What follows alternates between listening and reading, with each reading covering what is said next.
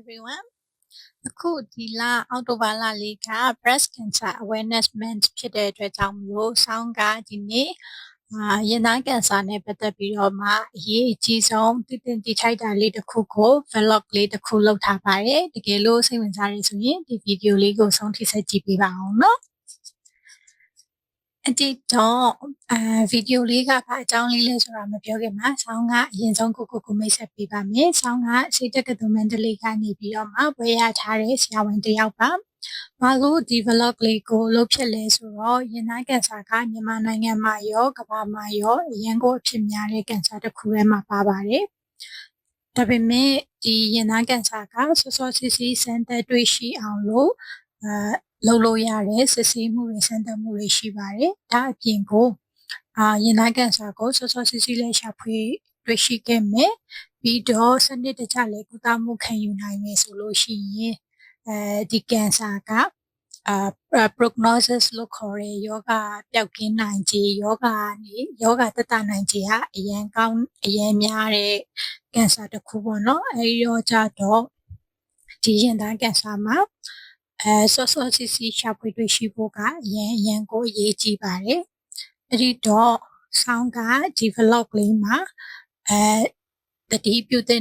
အရာတွေနဲ့ဒီရင်သားကင်ဆာနဲ့ပတ်သက်ပြီးစောစောစီးစီးရှာဖွေတွေ့ရှိအောင်လို့ဘယ်လိုချက်ကလေးတွေလုပ်ရမလဲဆိုတာလေးကိုပြောပြသွားမှာဖြစ်ပါတယ်အဲ့ဒါကတော့ self breast examination လို့ခေါ်တဲ့အမျိုးသမီးတွေမိမိရင်သားကိုမိမိကိုယ်တိုင်စနစ်တကျစမ်းသပ်နည်းကိုဆောင်းကဒီဗီဒီယိုလေးမှာပြောပြတင်ပြပေးသွားမှာဖြစ်ပါတယ်စိတ်ဝင်စားတဲ့ဆိုရင်ဆက်ကြည့်ပေးပါအောင်နော်ဟုတ်ပြီအဲ့ဒီတော့အခုဆောင်းသင်ပေးမယ် self breast examination လို့ခေါ်တဲ့အမျိုးသမီးတွေကိုရင်သားကိုစနစ်တကျစမ်းသပ်တာက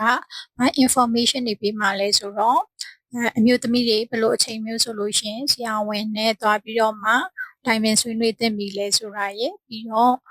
ကိုရင်သားမှာအလုံးကျိတ်တွေစပေါ်လာပြီဆိုလို့ရှိရင်တသေးလေးစပေါ်လက်နဲ့စဆန်းလို့မိလောက်တဲ့တသေးလေးစပေါ်လာတဲ့အရွယ်ကလေးကမလွတ်သွားဘဲနဲ့ဆန်းမိပြီးတော့စောစောစီးစီးဆရာဝန်နဲ့တိုင်ပင်ဆွေးနွေးပြီးတော့လိုအပ်တဲ့ကုသမှုလိုအပ်တဲ့စစ်ဆေးမှုတွေလုပ်နိုင်ဖို့အတွက်ရည်ရွယ်ပါတယ်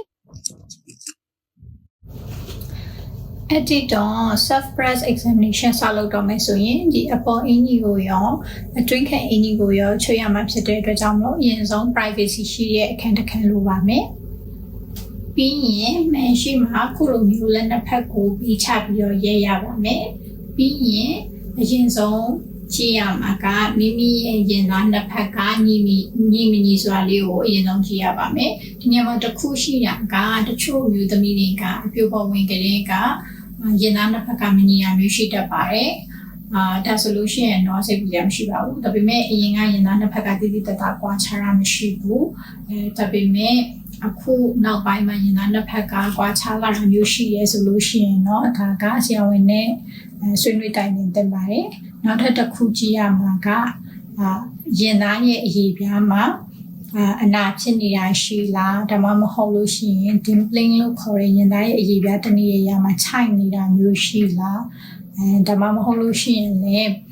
ရင်သားရဲ့အရေးပြားကအရင်နဲ့မတူဘဲနဲ့လိမ္မော်သည့်ခွန်ပုံစံလိုမျိုးပြောင်းသွားတာမျိုးရှိလားဒါတွေကိုစမ်းသပ်ဒါတွေကိုတစ်ချက်ကြည့်ရမှာဖြစ်ပါတယ်ဒီအရာတွေရှိရဲဆိုလို့ရှိရင်တော့ဆရာဝန်နဲ့တိုင်ပင်ဆွေးနွေးရပါမယ်နောက်ထပ်တစ်ခုကကြတော့မိမိရင်သားကိုကြည့်တဲ့အချိန်မှာနှုတ်ဒီခေါင်းကအရင်လိုမဟုတ်ဘဲနဲ့အထဲကိုဝင်နေတာမျိုးဖြစ်သွားတာမျိုးရှိရဲဆိုလို့ရှိရင်လည်းဒီဟာကဆရာဝန်နဲ့တိုင်ပင်ဆွေးနွေးဖို့အတွက်လိုတဲ့အချက်ဖြစ်ပါတယ်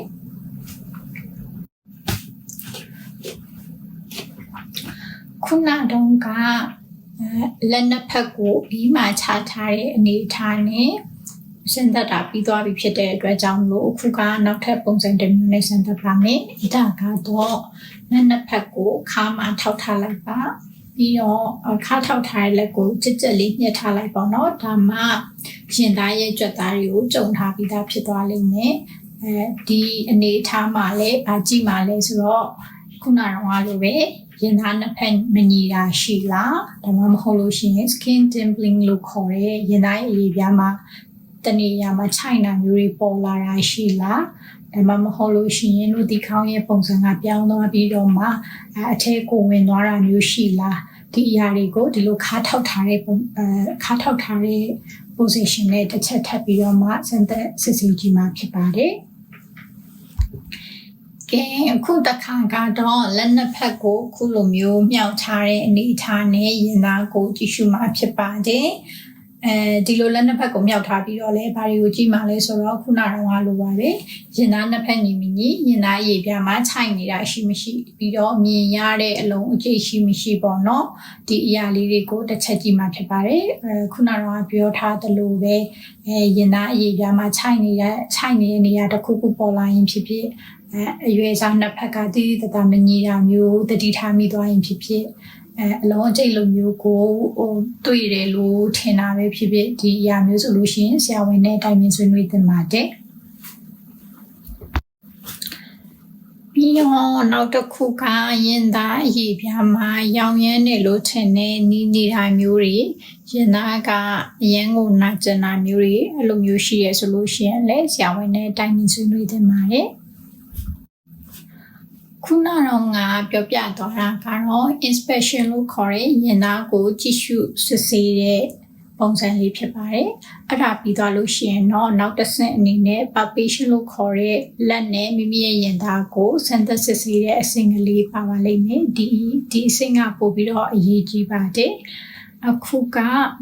palpation ကိုဘယ်လိုလုပ်ရမလဲဆိုတာကိုဆောင်းကပြောပြပါမယ်။ဟုတ်ပြီ။ဒီ soft breast examination မှာ palpation လို့ခေါ်တဲ့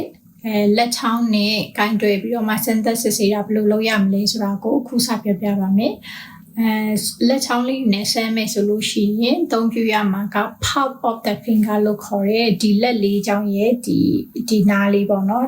ဒီနားလေးလောက်ကိုပဲသုံးပြီးတော့မှဒီဟာနဲ့ပဲဆမ်းရမှာဖြစ်ပါတယ်ဘယ်နားလေးတွေကိုဆမ်းရမလဲဆိုတာကိုလည်းဆောင်းကပြပြပါမယ်ဟုတ်ပြီအဲ့ဒီတော့palpation ခေါ်ရရင်သားကိုစမ်းသပ်စစ်ဆေးတဲ့အဆင့်စားရမယ်ဆိုရင်ဘယ်နေရာတွေဆမ်းရမလဲဆိုတော့ခုဒီ၄တောင်ကွက်ပြထားတဲ့နေရာတွေအကုန်လုံးကိုဆမ်းရမှာပေါ့နော်၄တောင်ကွက်ပြထားတဲ့နေရာတွေကဘယ်လိုလေးသိနိုင်မလဲဆိုတော့ဒီအပေါ်ပိုင်းဆိုလို့ရှိရင်ဒီ collar bone လို့ခေါ်တဲ့ဒီညက်ရိုးရဲ့အောက်နာလေးကနေဒီနားလောက်ကနေစပြီးတော့ဆမ်းရမယ်ပေါ့နော်ဒီအတွင်းပိုင်းဆိုလို့ရှိရင်ဒါကရင်ဘက်ရဲ့အလယ်နားမှာရှိတဲ့ဒီရင်ညွန့်ရိုးရဲ့ဘေးနားလေးကနေစပြီးတော့မှဘေးဘက်ကိုဆမ်းသွားရမှာဖြစ်ပါတယ်ပြီးရင်အောက်ဘက်ကဘယ်နားလေးထိဆမ်းရမလဲဆိုတော့ဒီအောက်ဘက်ကတော့ bra line လို့ခေါ်တဲ့ bra ဆုံးနဲ့bra အင်ကြီးဆုံးနဲ့နားလောက်ပေါ့နော်အဲ့နားလေးထိအောက်ဘက်ကိုဆမ်းသက်ပေးရမယ်ပြီးရင်ဘေးဘက်ကဘယ်နားလေးထိဆင်ပေးရမလဲဆိုတော့ဒီဂျိုင်းရဲ့အလေလောက်ပေါ့နော်ဒီလိုဂျိုင်းရဲ့အလေလောက်ထိကိုသွားပြီးတော့မှဆန်သက်ပေးရပါမယ်ပြီးတော့ဆန်တဲ့ချိန်ကျရင်ဘယ်လိုဆန်မလဲဆိုတာကိုဆောင်းကပြပြပါမယ်ဆန်တဲ့ချိန်ကျရင်ခုနအသမီးထားသလိုပဲဒီလက်လေးချောင်းရဲ့ pop of the finger လို့ခေါ်တဲ့ဒီနားလေးလောက်ကိုသုံးပြီးတော့မှအပေါ်ကနေအောက်ကိုဒီလိုဆန်မယ်ညာလေးပြထားတယ်ပေါ့နော်ပြီးရင်အောက်ကနေအပေါ်ကိုဒီလိုပြန်သွားမယ်အပေါ်ကနေအောက်ကိုဒီလိုပြန်သွားမယ်အောက်ကနေအပေါ်ကိုဒီလိုပြန်သွားမယ်အပေါ်ကနေအောက်ကိုဒီလိုပြန်သွားမယ်အဲဒီလို zigzag pattern လေးနဲ့ဒီ၄တောင်ပြထားတဲ့အကွက် area တစ်ခုလုံးကိုမိအောင်ဆန်းသွားပါမယ်အဲဒီလိုဆန်းနေတဲ့အချိန်မှာဘာကိုလိုက်ဆန်းနေမှာလဲဆိုတော့မိမိရင်သားမှာဆန်းမိတဲ့အလုံးအကျိတ်ရှိလားဆိုတာကိုလိုက်ဆန်းနေမှာဖြစ်ပါတယ်တကယ်လို့ဒီလိုဆန်းနေတဲ့အချိန်မှာရင်သားမှာအလုံးအကျိတ်တစ်ခုခုဆန်းသက်တွေ့ရှိခဲ့မယ်ဆိုလို့ရှိရင်ဆရာဝန်နဲ့အမြင့်ဆုံးတိုင်ပင်ဆွေးနွေးသင့်ပါတယ်ရင်သားကိုစမ်းသပ်တဲ့ချိန်မှာဘယ်လိုနေထားနဲ့စမ်းသပ်ရမလဲဆိုတော့ခုလိုမျိုးပလက်ရဲ့အနေထားနဲ့စမ်းသပ်ရပါမယ်ညာဘက်ရင်သားကိုစမ်းသပ်မယ်ဆိုရင်ညာဘက်လက်လေးကိုမြောက်ပြီးတော့ခုလိုလေးကောင်းမော်တင်ထားပါမယ်ပြီးရင်ဘယ်ဘက်လက်လေးကိုသုံးပြီးတော့ညာဘက်ရင်သားကိုခုနတော့တင်ထားတဲ့အတိုင်းစစ်ဆက်ပတ်တဲ့အတိုင်းလေးဆက်မှဖြစ်ပါတယ်ပြီးရင်ဘယ်ဘက်ရင်သားကိုဆက်မယ်ဆိုရင်လည်းဘယ်ဘက်လက်လေးကိုမြောက်ပြီးတော့ခုလိုလေးကောင်းမော်တင်ထားလိုက်ပါပြီးရင်ဘယ်ဘက်ရင်သားကိုညာဘက်လက်က top of the finger လို့ခေါ်တဲ့လက်လေးချောင်းရဲ့ဖွားဘက်ကိုသုံးပြီးတော့ခုနတင်ပြထားတဲ့အတိုင်းစစ်ဆက်ပတ်တဲ့အတိုင်းလေးဆက်မှာဖြစ်ပါတယ်